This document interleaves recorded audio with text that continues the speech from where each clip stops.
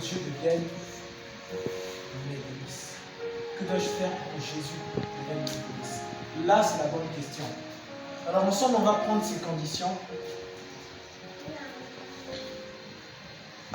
La condition, c'est garder ses commandements. Tu peux noter ça simplement. Tu notes juste première condition, garder ses commandements.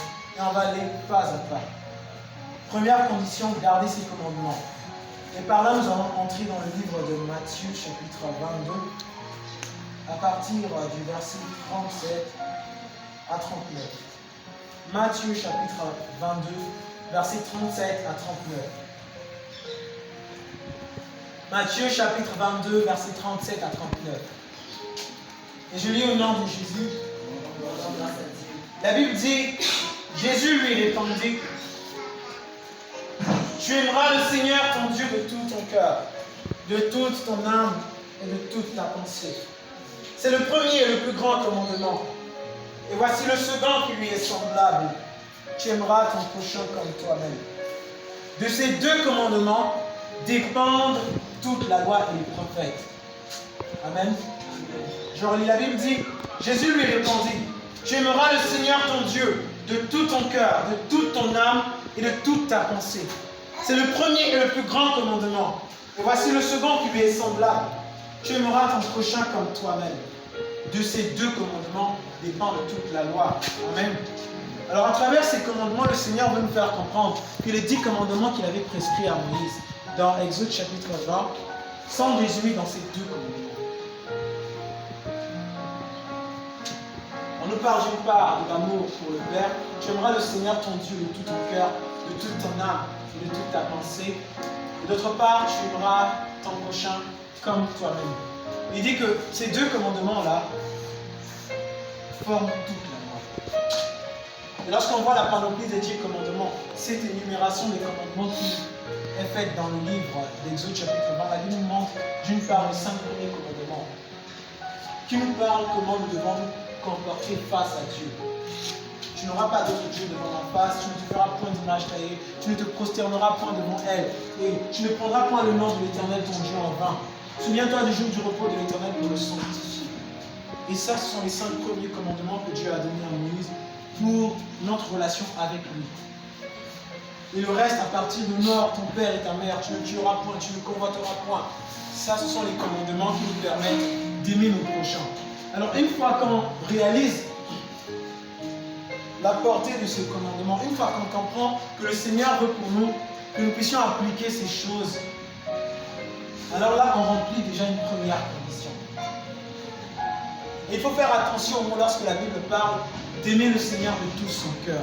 C'est-à-dire que notre cœur, notre amour est envahi par lui. Lorsqu'il faut... C'est comme de l'huile. On prend de l'huile et on renverse de l'huile sur la viande, sur le bois couvert de cet amour de Dieu.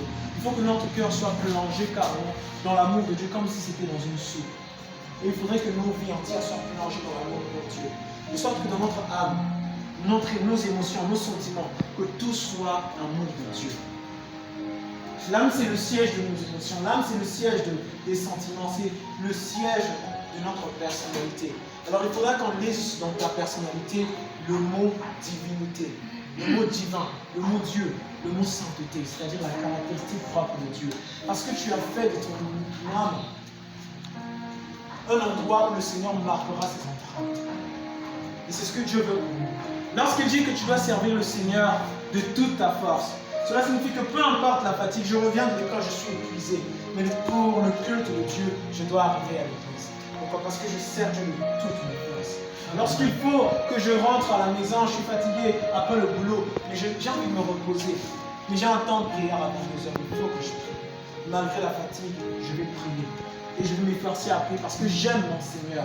Je dois honorer au rendez-vous solennel que j'ai avec lui. Ce temps de prière que j'ai avec lui. Parce que je l'aime de tout mon cœur. Et ça, c'est un grand commandement qu'il faut observer régulièrement et à chaque instant. Et ne jamais oublier de respecter ce commandement, même quand on est fatigué. Quand bien même on est malade, la Bible dit que Paul et Silas sont à prison. Ils ont été tabassés comme il n'y en a pas. Ils étaient en train d'agoniser. Ils avaient des difficultés pour se lever. Mais malgré cela, ils ont commencé à louer le Seigneur. la voix était cramée, les plaies sur les lèvres, le visage cabossé. Ils avaient mal par ici et par là. Ils ont commencé à chanter. Ils ont commencé à chanter parce qu'ils savaient qu'ils avaient un devoir envers le Seigneur. Et peu importe la condition de la chair, il faut louer le Seigneur, il faut l'adorer, il faut lui rendre le culte qui lui est dû. Et d'autre part, on nous parle de l'amour pour le prochain. L'amour pour le prochain est illustré par le livre, par le passage de 1 Jean chapitre 3, verset 16, avec le frère Joël. On va le lire. On l'avait passé. On va lire 1 Jean chapitre 3, verset 16. Nous rendons grâce à Dieu. Nous avons connu l'amour en ce qu'il a donné sa vie pour nous. Nous aussi, nous devons donner notre vie pour les frères. Amen. Amen. Il dit, nous avons connu l'amour en ce qu'il A donné sa vie pour nous. En ce qu'il a donné sa vie pour nous. Et nous aussi, nous devons donner nos vies pour les frères. Que signifie vraiment cette parole? Cette parole signifie ce qu'elle signifie. Mais elle veut également dire que lorsque nous vivons, il ne nous faudrait pas que nous puissions être égocentriques. C'est-à-dire centrés sur nous-mêmes. Il ne faudrait pas que les idées que nous avons, par exemple, moi je veux réussir, moi je veux prospérer, moi je veux voyager, moi je veux vivre bien. Il ne faudrait pas que tout cet ensemble d'idées qui visent au bonheur ne soient centrées que sur nous. Il faudrait également avoir des idées de bonheur pour les autres. C'est-à-dire, je vois cette soeur, je vois ce frère qui se bat, il faudrait que le Seigneur puisse améliorer sa condition. Mais étant donné qu'il y a certaines choses pour lesquelles nous ne sommes pas en mesure de répondre. Par exemple, toi, tu veux que ta soeur ou ton frère ou quelqu'un que tu aimes bien devienne riche. Mais toi, tu n'as pas la possibilité de l'enrichir. Alors, il faut recourir à quelque chose de très particulier qu'on appelle l'intercession. L'intercession est un symbole parfait pour illustrer l'amour qu'on a pour son prochain. D'une part, on a l'amour pour Dieu que j'appelle l'adoration, et d'autre part, l'amour pour son prochain que j'appelle l'intercession, qui se manifeste par l'intercession et la compassion pour autrui. Et donc, on a les deux piliers de l'amour qui sont là, l'adoration et l'intercession. Et le tout fusionné nous permet de démontrer véritablement notre amour pour Dieu et pour ceux qui sont autour de nous. Lorsqu'on voit quelqu'un souffrir, lorsqu'on voit quelqu'un qui a des faiblesses, la première des choses qu'on a, c'est d'être indigné par son comportement ou par ce qu'il dit. Mais comment tu peux raisonner comme ça? Et voilà, tu me déçois. Alors que jamais le Seigneur ne nous a parlé aussi durement. Son langage envers nous est toujours amour pour nous dire tu peux te relever, je te pardonne. Et plusieurs fois, la Bible nous démontre l'amour de Dieu. Et c'est ce même amour que nous devons manifester pour les autres. Avoir la capacité de porter les fardeaux des autres, pour dire Seigneur, je te soumets le cœur interne, parce que cette personne a des faiblesses. Tu vois une personne qui n'a pas d'une communion stable avec Dieu, tu vas intercéder. Et ça entre dans le cadre du commandement de Dieu. Et donc c'était le premier point. La première condition, garder ses commandements. La deuxième condition, c'est faire toujours ce qui lui est agréable. Faire toujours ce qui lui est agréable. On le note et on va prendre le passage de Jean chapitre 8, verset 29. Ce soir, on va beaucoup procéder à la lecture des versets bibliques qui vont nous servir d'appui et on ajoute quelques commentaires pour nous permettre de comprendre. Jean chapitre 8, verset 29, c'est Jésus qui parle. Il y a d'autres choses à faire, il y a beaucoup de principes à respecter. Et la Bible dit que ces commandements ne sont pas pénibles. Mais c'est nous qui pensons qu'ils sont pénibles. Pourquoi? Parce que nous nous laissons effrayer par le géant de l'illusion. Et quand on voit ça, on se dit non, je ne pourrais pas le faire. Alors que David n'a pas vu en Goliath sa taille, il a vu en lui un petit homme incirconcis qui n'avait pas Dieu. Et lui, il s'était vu comme quelqu'un qui a la main de l'Éternel, qui marche avec lui. Voilà pourquoi il avait de l'assurance, parce qu'il ne s'est pas fié à l'illusion. Il s'est fié à ce que la parole lui dit, à ce que Dieu lui dit, et à ce que son cœur et sa foi lui disaient par rapport à Dieu. Alors, on va lire avec le frère Joël, Jean chapitre 8, verset 29. Il m'a envoyé, est avec moi, il ne m'a pas laissé seul, parce que je fais toujours ce qui m'est agréable. La question que nous devrions nous poser encore ce soir, c'est est-ce que nous faisons toujours ce qui est agréable? C'est ça la bonne question. On se cache souvent derrière la grâce de notre Seigneur. La grâce elle est là, la grâce elle est souvent. Mais le Seigneur ne se sent pas heureux lorsque nous venons demander quelque chose. Toutefois, sur la base de sa grâce. Tu as péché, tu viens, Seigneur, pardonne-moi, accorde-moi ceci. Lui, il veut bien nous exaucer. Il veut nous exaucer sur la base de la grâce, comme David dit, parce que c'est par la grâce que nous sommes exaucés. Mais ce qu'il désire, c'est Que nous ne soyons pas seulement des boiteux, des gens qui tombent et qui se relèvent. Que nous apprenions à marcher comme un bébé. Il a 1 an, 2 ans, il fait ses premiers pas et au fur et à mesure, il apprend à se stabiliser jusqu'à devenir un homme ou une femme. Et elle peut ou il peut se tenir debout sur ses pieds. C'est ce que le Seigneur attend de nous. Que nous soyons des hommes matures, des hommes qui se lèvent et qui faisons toujours sa volonté. Nous qui faisons toujours sa volonté. Il dit, je fais toujours ce qui lui est agréable. Et c'est une exagération de mettre toujours. On aurait dit qu'à aucun moment, il n'a fait quelque chose de désagréable. Et c'est exactement ce que Jésus veut nous faire comprendre là. Et il le dit expressement, il le dit avec hardiesse, il le dit audacieusement. Parce que ce que Dieu attend de nous, c'est de faire ce qui lui est agréable. Au début, quand on vient à Christ, quand on se fait baptiser au nom de Jésus, on a des faiblesses, on a des conceptions, on a une certaine façon de penser. Parfois, on va un peu flou, les frères ou les sœurs. On se dit, mais celui-là aussi, qu'est-ce qu'il dit, qu'est-ce qu'il fait? Mais ce que le Seigneur veut, c'est qu'on puisse grandir dans notre conception pour savoir que l'objectif, ce n'est pas seulement de dire, mais après que je suis un homme. Mais non, je suis un homme qui a la capacité de devenir meilleur encore en Christ, de devenir pur, de devenir parfait et saint. Pourquoi? Parce qu'il faut toujours faire ce qui est agréable. Un autre va prendre Actes chapitre 13, verset 22. Et quelqu'un d'autre va préparer Philippiens chapitre 4, verset 8. Actes chapitre 13, verset 22. Philippiens chapitre 4, verset 8. Il dit, il leur suscita un roi auquel il rendit ce témoignage. Il dit, j'ai trouvé David, fils d'Isaïe, homme selon mon cœur, qui accomplira toutes mes volontés. Et là, c'est Dieu qui parle, qui rend le témoignage de David. Et ce témoignage, on peut le voir dans le psaume 89. Ça, ce n'est qu'un report qui a été fait. Alors, quand il dit cela, on voit déjà, on va reprendre les phrases. Il dit, j'ai trouvé David, homme selon mon cœur, qui accomplira toutes mes volontés. Est-ce que toi, là où tu te trouves, tu peux dire, je suis, Seigneur, une personne selon ton cœur? Essaye de te poser cette question, Seigneur, est-ce que je suis une personne selon ton cœur? C'est ça vraiment ce que je veux pour nous. Qu'on se questionne chaque fois, qu'on se remette en cause.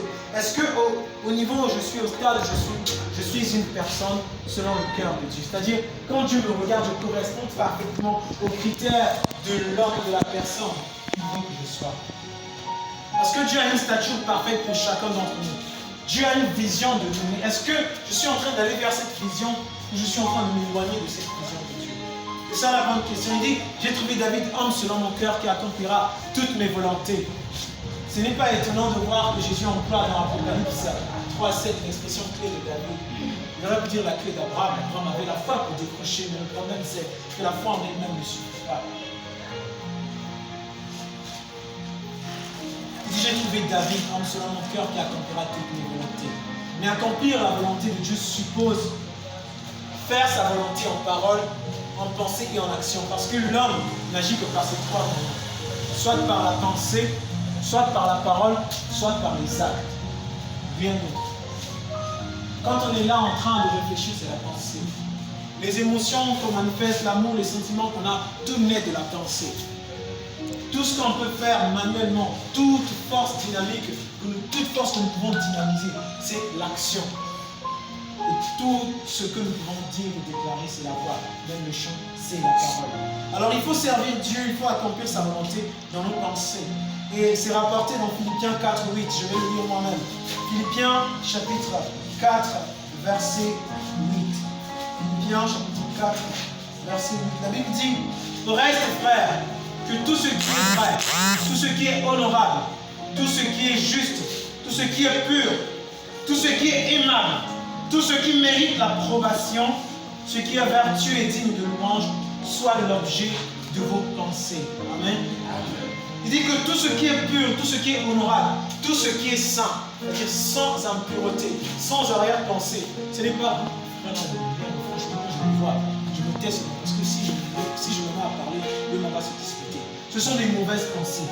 Pourquoi? Parce que ça te pousse à manifester des pensées de haine pour celui qui est autour de toi. Alors que nos sentiments, nos pensées doivent être pures.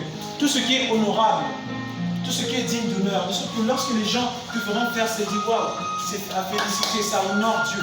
Tout cela doit faire l'objet de nos pensées. Il ne faudrait pas que pendant qu'on marche, on est là avec des idées bizarres, des idées noires dans la tête. Ça n'honore pas le Seigneur. nos idées dans notre culture. De sorte que si Dieu donnait la possibilité à tous ceux qui sont autour de nous, même dans l'église en plein culte, de nous lire, ou à celui qui prêche de lire dans tes pensées, qui se disent, voilà enfin une personne, un homme, une femme dans laquelle ou dans lequel il n'y a pas de fraude. Comme il a dit de Nathanaël. Il a dit, voilà enfin un homme en Israël en qui il n'y a pas de fraude. Ça c'est Jésus qui fait le témoignage de Nathanaël. Il faudrait qu'il en soit ainsi de nos pensées. Quelqu'un t'énerve, il est en train de parler, plus il parle, ça t'énerve. Et tu dis, Seigneur, aide-moi à contrôler mes pensées. Et je n'imagine pas autre chose. Il arrive parfois qu'on échange avec d'autres, on se dispute avec quelqu'un, mais tellement la personne nous a énervé quand on rentre, on se dit, j'aurais dû lui dire ceci. Et on commence à répéter, pourquoi je ne lui ai pas dit ceci? Ça l'aurait vraiment choqué. Et voilà les idées noires commencent à venir. Pourquoi? Parce qu'on a envie de continuer la discussion avec cette personne pour la rabouer, pour la ramasser. Tellement elle nous a énervé, on se dit, il fallait que je lui dise telle parole, ça allait la choquer avec son terre. Tout ça, ce sont des pensées malveillantes qui ne doivent pas faire l'objet de nos pensées. Les choses qui ne doivent pas faire l'objet de nos pensées. En parole, agir, parler agréablement. Et là, on va prendre Éphésiens, chapitre 4, verset 29. Éphésiens, chapitre 4, verset 29. Je lis Éphésiens, chapitre 4, verset 29. Il sera préférable de noter pendant qu'on prêche et on pourra vérifier après. La Bible dit qu'il ne sort de votre bouche aucune parole mauvaise, mais seulement toute parole qui pourrait communiquer une grâce à ceux qui l'entendent. J'ai lu un proverbe quelque part. Ce proverbe disait, sois constructif dans tes paroles et dans tes remarques si tu veux qu'on t'écoute. Les gens, ils ne savent pas faire de remarques. Tu as tort, c'est vrai. Mais la manière dont il vient te dire que tu as tort, c'est comme si le tort en question se transmet avec lui. Parce qu'il vient le faire avec une méchanceté. Et lorsqu'on regarde, on se dit, mais et pourtant c'est lui qui a tort. Et pourquoi tu viens l'attaquer avec une méchanceté et tu te transfères quand même le tort? C'est ce qui se passe aujourd'hui. On suit les infos avec la Russie et les Occidentaux.